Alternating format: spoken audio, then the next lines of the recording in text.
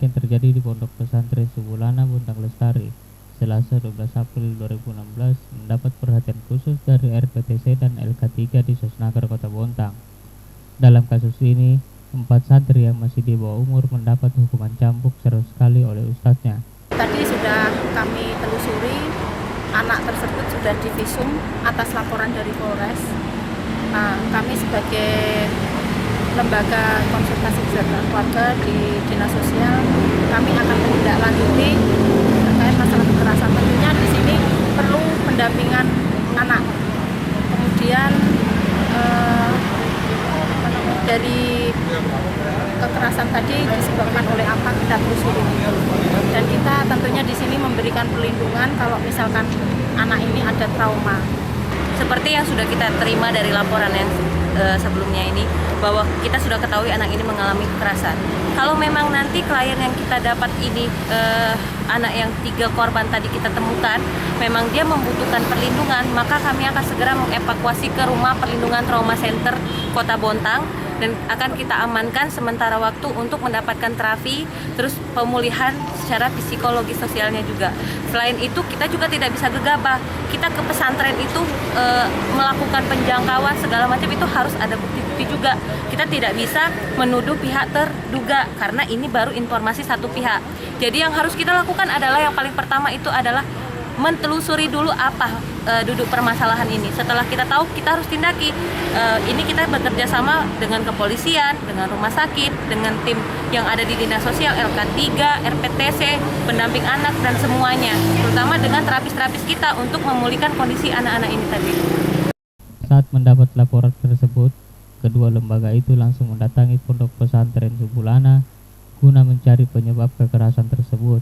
Dari beberapa ustadz yang melakukan tersebut, memang ada kesalahan dari kami. Kami memang mengakui bahwa itu memang di antara kita ada yang namanya ada miskomunikasi dan sebagainya.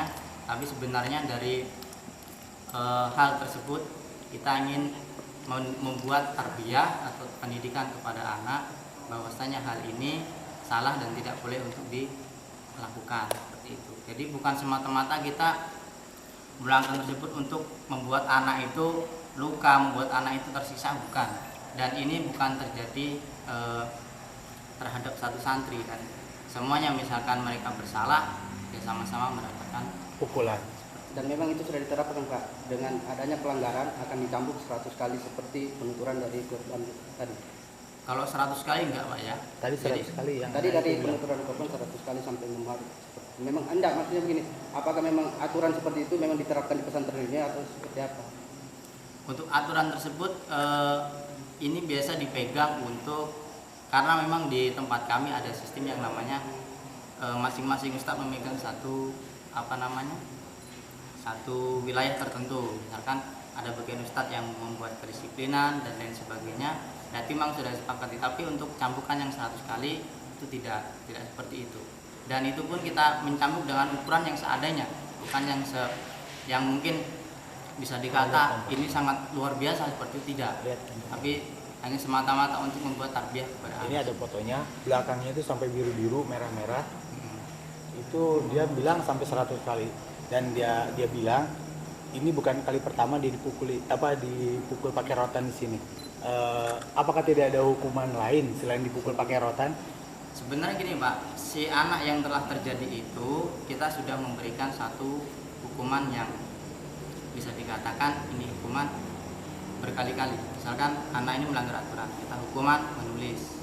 Kemudian setelah itu melakukan kesalahan, kita tulis. Yang paling ringan hukumannya adalah membersihkan sampah. Dan yang paling berat adalah menulis. Dan setiap hari ketika anak itu nggak bisa menghafal Quran dan sebagainya, kita suruh untuk menulis. Seperti itu. Dan ini ternyata kejadiannya di luar dugaan kami. Memang kami tidak mengharapkan kejadian ini terjadi, tapi ternyata karena memang ada kejadian kasus pengambilan hak orang lain yang bukan milik kita, dan ini bukan barang yang diambil, bukan barang dari pesantren, tapi barang milik orang. Jenisnya apa Pak? Jenisnya apa Pak? Dari milik tetangga. Apa itu? Jenisnya? Uang atau barang atau makanan atau makanan.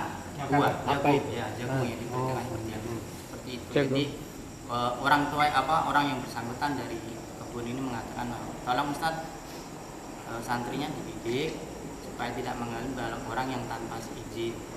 Kemudian, nah karena memang ada kasus seperti ini, dan ini adalah ranah yang menurut kami tidak bisa dibenarkan kalau mengambil barang orang tanpa sepengetahuan. Tapi mendidik.